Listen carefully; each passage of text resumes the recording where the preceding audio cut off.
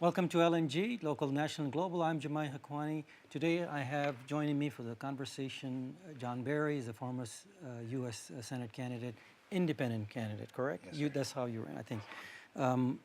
You did great. That was a great run for you. it was.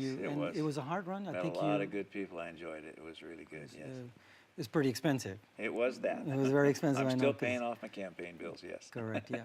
And then I think the reason we invited you, wanted to talk about some of the national issues and stuff, since you're not on the ballot currently. So I said, well, let's bring Mr. Barrie and we'll talk about some of the stuff that's going on, which is a good way to kind of talk about I it. went and I became the chairman of the Constitution Party of New Mexico. The Constitution Party is a national party, been around since 1992. So I worked real hard at that. We had Who found? I mean, a guy by the name of Howard Phillips, okay. and he passed away last year. Great guy, and yeah, we've been on the ballot in many states, and we've had presidential candidates since 1992, and so that's been my effort. We had our state convention here in April and elected a new chairman. So now I'm just an advisor.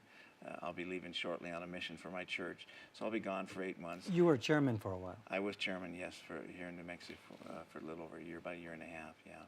So we did great things. It's really moving. The Constitution Party it's exciting. A lot of people are realizing that that's where we need to go. The other two parties, people are getting a little bit discouraged with what they're doing, the direction they're going. And in fact, we have a candidate for sheriff in McKinley County, Michael Lunnan, great guy, going to be a good citizen sheriff. Right now, the Constitution Party has approximately 50 candidates nationwide, and several of them are winning offices because people are realizing that that's the kind of candidate we want, is Constitution Party type. Talk a little bit about the way the Constitution Party is set up. It's more, I know you're conservative, right? Yes. Do you lean far to the right? Are you kind of center to the right? People ask that, and I said, what's the difference? I said, you know what? It's the Constitution. That's as simple as I can put it. Because if the But you would say it's more conservative, right? And it is the conservative, because the Constitution really was and is a conservative document. Limited government, lower taxes, things like that, and we're getting away from that. Well, the Constitution Party doesn't do that. We believe the sanctity of life, and we believe in closing our borders. We believe what the Constitution, can I read something real quick? Sure. This is my favorite. I share this with many people I can. Section 8 says, the Congress shall have the power to lay and collect taxes, duties, imposts, and excises to pay the debts and provide for the common defense and general welfare of the United States. I read this because, people talk about the president this and the president that, but the Congress, they allow the president to do good or bad. Mm-hmm. The Congress is supposed to be the check and balance. We have 545 representatives telling 200 million people what to do. It's supposed to be kind of the other way around. And so the frustration I have is everybody talks, well, the president said this and he's doing this. So wait a minute, he couldn't do anything if the Congress didn't allow him to do it. So the Constitution Party, we go by this document.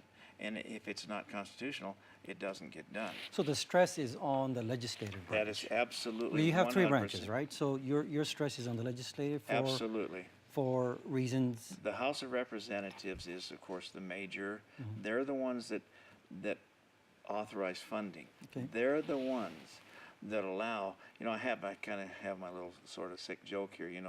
The Democrats and Republicans go back and forth, and the Democrats say, "Hey, we want $1 trillion," and the Republicans say, "Oh, you can't have $1 trillion. We'll give you $750 billion." Where what they should say, hey, you can't have any. We're going to get this under control.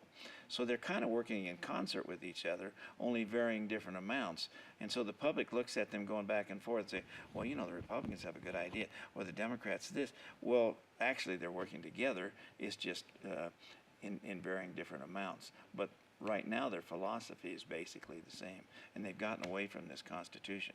So you don't believe that the president has the executive power? You're feeling that he's abusing it significantly. But all presidents do, right? They have the power to execute. For many, and it's kind of gone downhill. For many years that's occurred. This particular president... But isn't that the Constitution set up that way for the presidents to have executive power?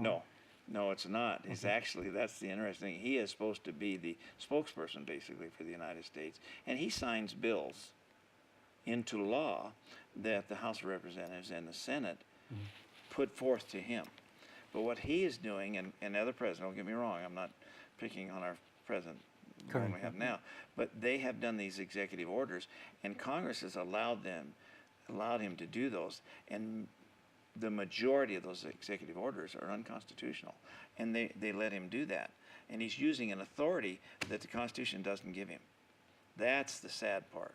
So I kind of So executive order becomes the final say at that point. It's is a what your runaround objection Congress. is, right? What it is that it subverts the constitutional authority of Congress. That's correct. You're feeling that it's abuse. However, they do have that initial power. It was put in place that they could do some of those things. However, the check and balance is supposed to be that the Congress and judicial is supposed to prevent any unconstitutional executive orders. And this thing got changed the last, I think, the turn of this previous century. You right? know, I think it started prior to 1913, and it's been going downhill since, in my opinion. 1913 was kind of a bad year for us. You know, the taxes and the Federal Reserve and so on, all this came in effect. And I think since 1913, we've really gone downhill as far as the compliance with the Constitution. That was not a good year for the United States. So the basis of the Constitution Party, and we're just trying to learn, was to pay attention to the terse text itself, the actual Constitution, correct? You know, people talk about constitutional conventions and convention of the state. We need an amendment this and amendment that. Well, our stand is no. What you need to do is comply with the existing document. Because, including all the amendments, we have 20, right? Yeah, we have all these amendments we have, and like the Bill of Rights, first 10 amendments, Correct. all 10 of those are being subverted right now. All 10 of those we're not in compliance with. So if you had another 20 amendments, what would that Well, mean? give us an example. I know you were The saying First that- Amendment, free speech. The Second Amendment, right to bear arms. I could go through all of them. The Fourth Amendment, freedom.